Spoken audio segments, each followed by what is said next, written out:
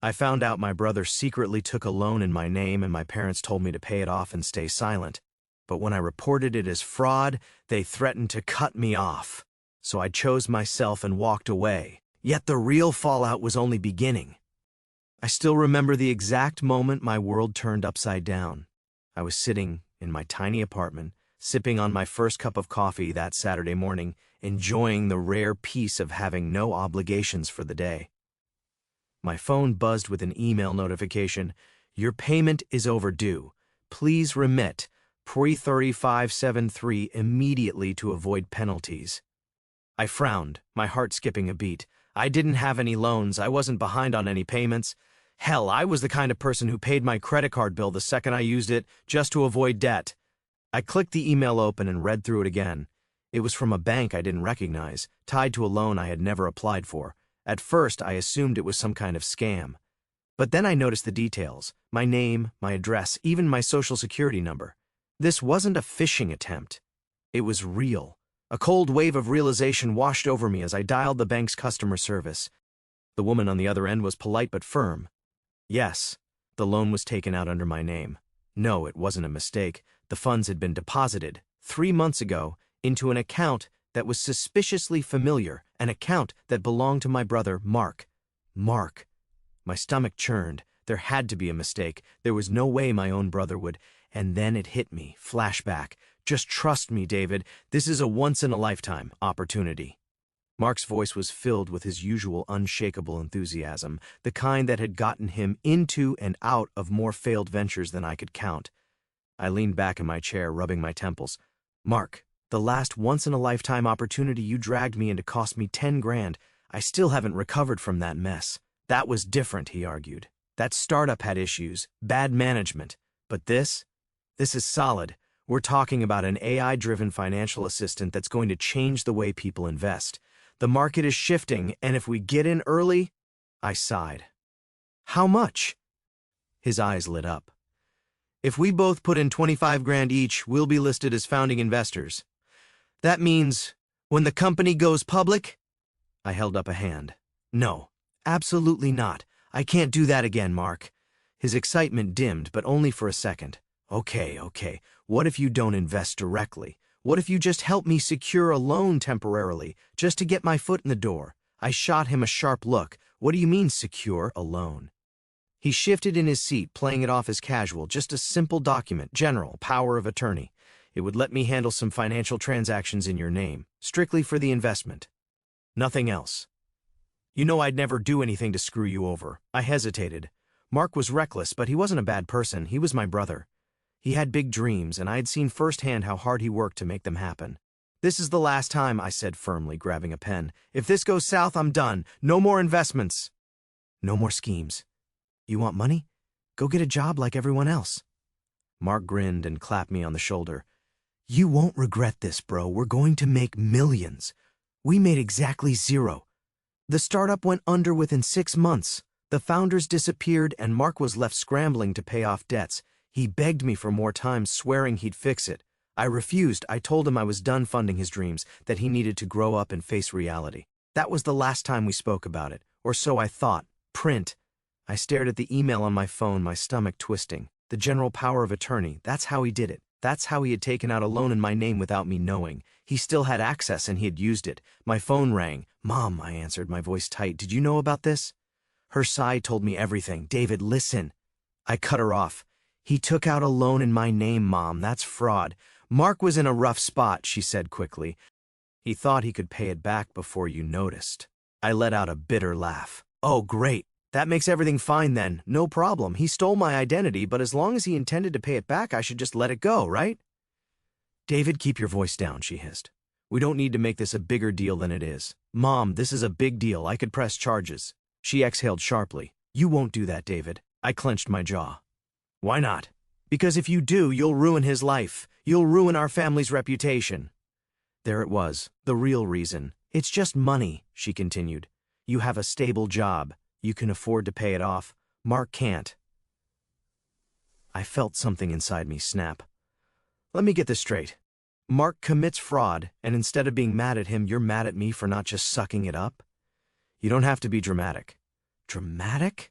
Mom, this is illegal. There was a pause, then her voice dropped to a dangerous whisper. You're going to pay off that loan, and you're going to keep your mouth shut. That's what a good son would do. I hung up without another word. I sat there for a long time, staring at my phone, my mind racing. My own mother had just told me to pay off a fraudulent loan and keep quiet, because that's what a good son would do. I should have seen this coming. Mark had always been reckless, always chasing the next big idea, always swearing that he was one step away from making it big, and every time he failed, someone else, usually me, was left cleaning up his mess. Not this time. I grabbed my jacket and keys, heading straight to my parents' house. The moment I stepped inside, I could feel the tension in the air. My mother was in the kitchen, arms crossed, lips pressed into a thin line. My father sat in his recliner, flipping through a newspaper like nothing was happening. And Mark was sitting on the couch, his phone in one hand, a beer in the other, looking bored. "David, listen," my mother started, but I held up a hand. "Where's the money?" I demanded, staring directly at Mark. He blinked, then smirked, like this was some minor inconvenience. "What money?" "The loan, the one you took out in my name. Where is it?" He scoffed. "Relax, man. It's not like I blew it all at a casino." I clenched my fists. "Then where is it?" Mark shrugged. "It went into a business investment. Just like last time. You know how it works." I cut him off. "No, Mark, I know how it doesn't work, because every single time you lose everything. So tell me, where is my money?" He leaned back against the couch, taking a sip of his beer. "David, chill. I just need a little more time. The deal's still in progress." "A little more time," I repeated, laughing bitterly. "You lied, Mark. You stole from me, and you want me to be patient. It's not like you're struggling," he muttered under his breath. "I saw red. You think that because I work hard, because I have a stable job, that I'm just supposed to accept this?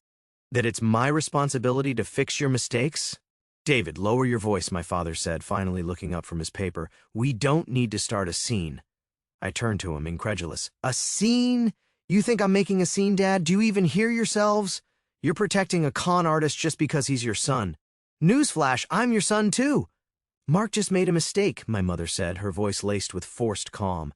"It's not worth destroying the family over." I let out a hollow laugh. "Destroying the family? That's rich.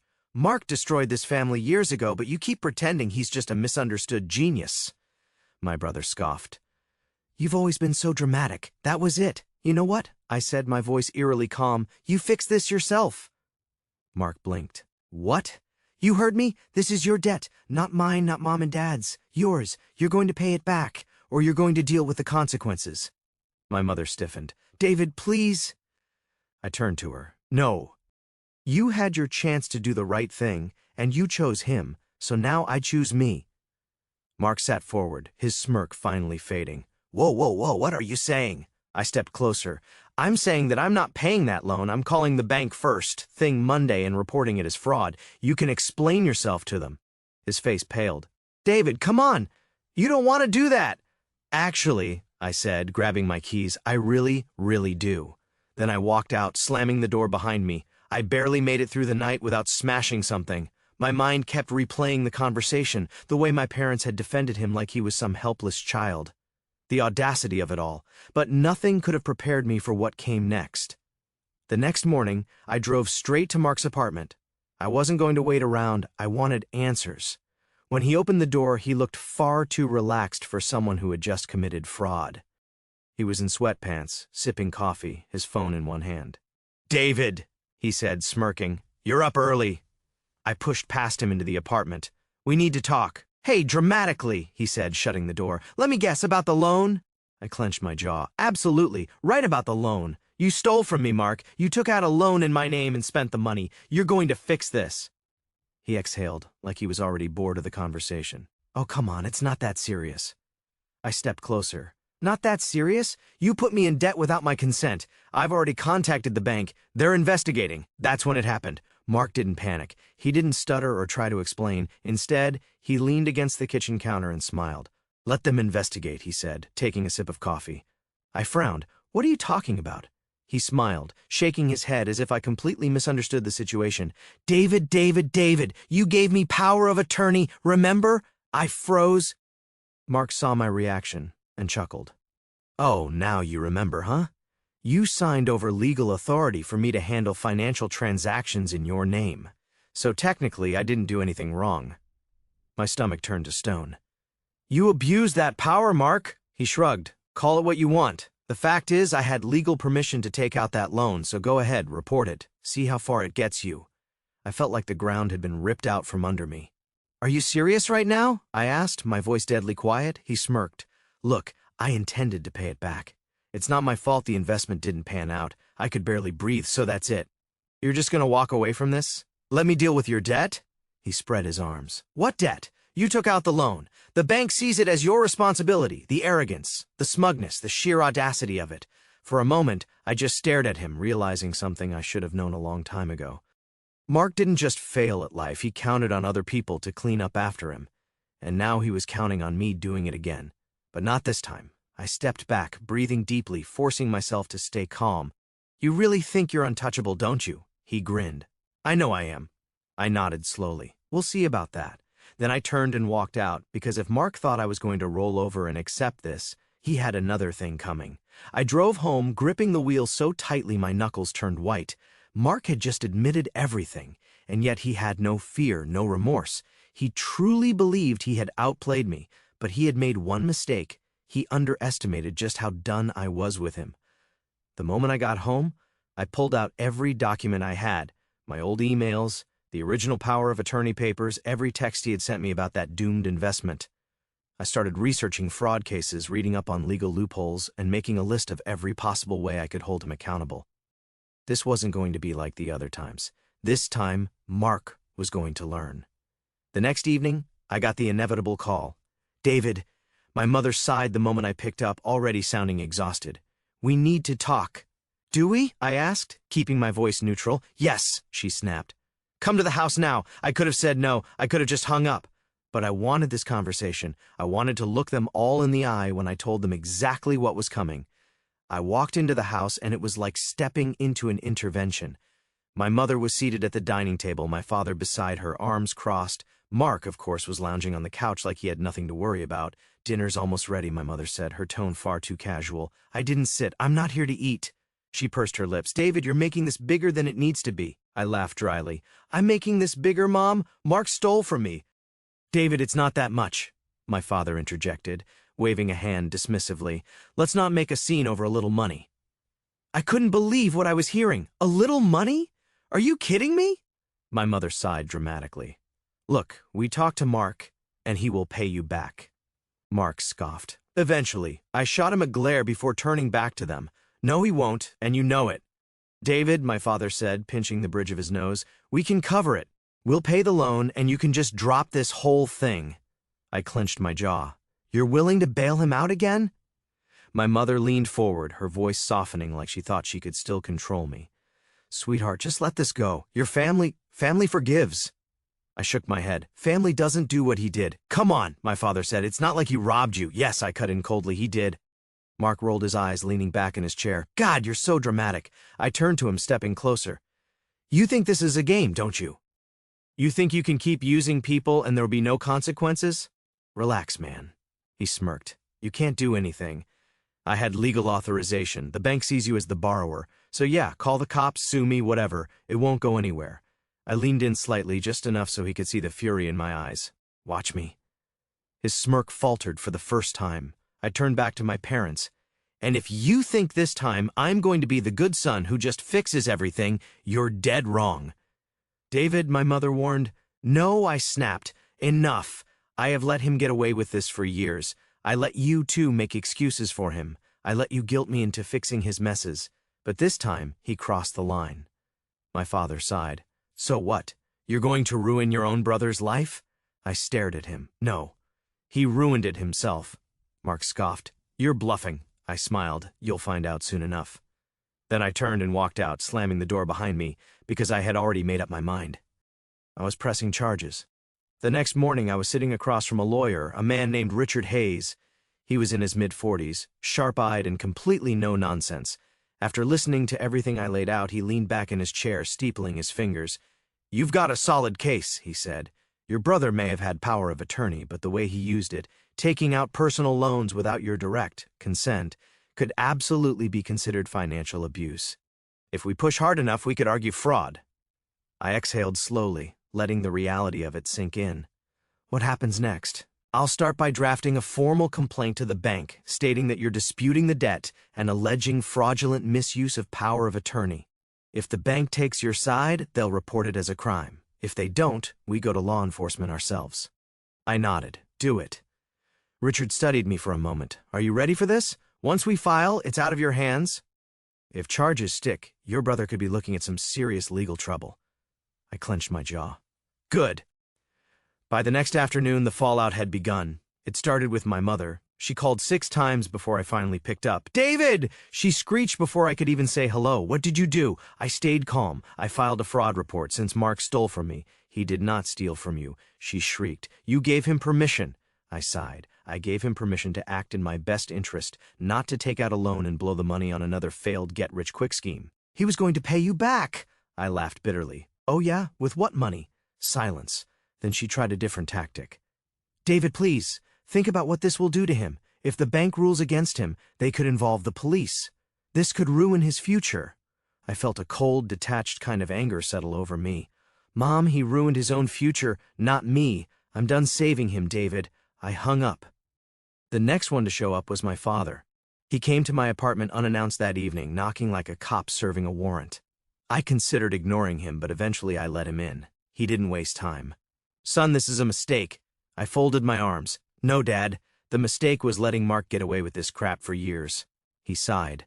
The bank called your brother. They froze the loan pending investigation. Good.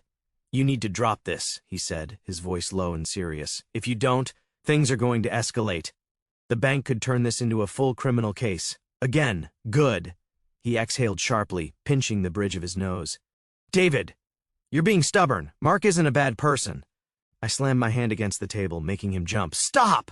My voice was like ice. Stop making excuses for him. He's a con artist, and I will make sure he faces consequences. My father gave me a hard look. You're really going to do this? Tear the family apart over money? I laughed bitterly. No, Dad. Mark tore this family apart the second he decided to screw me over and not feel an ounce of guilt about it. My father sighed, rubbing his temples. Fine. We'll pay off the loan. Just drop this before it gets worse. I shook my head. No. If you pay it off, he gets away with it again. He'll just do it to someone else next time, maybe to you. His mouth tightened, but he had no response. I stepped forward. This isn't about the money. This is about him learning that he can't do this anymore. Silence stretched between us. Then my father's expression hardened. If you go through with this, he said slowly, you won't just lose Mark. You'll lose us too. I held his gaze. Then so be it. For the first time in my life, I saw something crack in his eyes, like he had never actually considered the possibility that I might walk away from them entirely. Get out, I said quietly. He hesitated for a moment, then turned and left without another word. That night, I got a single text from Mark. You really think you won, huh? This isn't over. I stared at the screen, my jaw tightening. No, it wasn't over. But soon it would be, because I was finally done playing his game. The next few days were chaos. My phone didn't stop ringing, calls from my mother, my father, even a few relatives who had magically decided to care now that things were getting serious. I ignored most of them. Then the official letter arrived. The bank had finished its preliminary investigation. They had determined that Mark had misused the power of attorney for personal financial gain. The loan was frozen pending legal action, and they were forwarding the case to the authorities. I sat in silence for a long time staring at the letter. It was happening. Mark was finally going to face real consequences. The next time I heard from, it wasn't a text. It was a pounding on my front door. I opened it to find him standing there, breathing hard, eyes wild. He looked different, less cocky, more desperate. You think you've won? He spat the moment I stepped outside. You think you're so much better than me? I folded my arms. I don't think I'm better than you, Mark. I just know I'm not a criminal. He let out a bitter laugh. You're ruining my life over a little money. I narrowed my eyes. You stole from me, lied to me, and you don't even feel bad about it. I was going to pay you back, he yelled. You didn't have to escalate it so much. You weren't going to pay me back, Mark, I said, my voice calm but firm.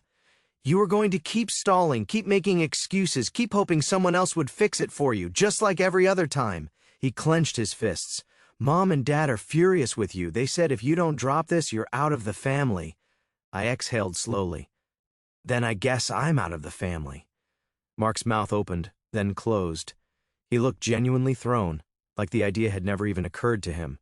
You're serious? He asked, his voice quieter completely. His expression twisted.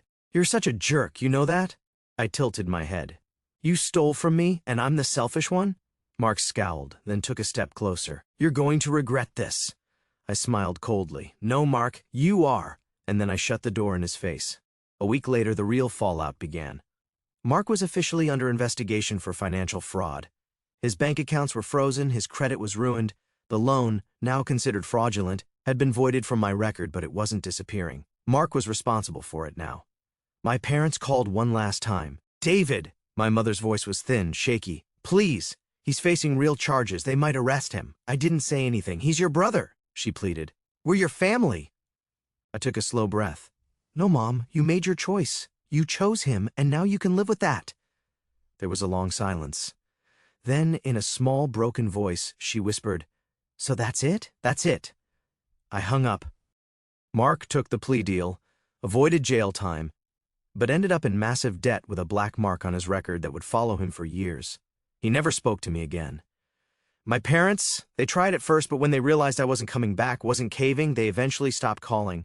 It should have hurt. It didn't, because for the first time in my life I was free, and I was never looking back.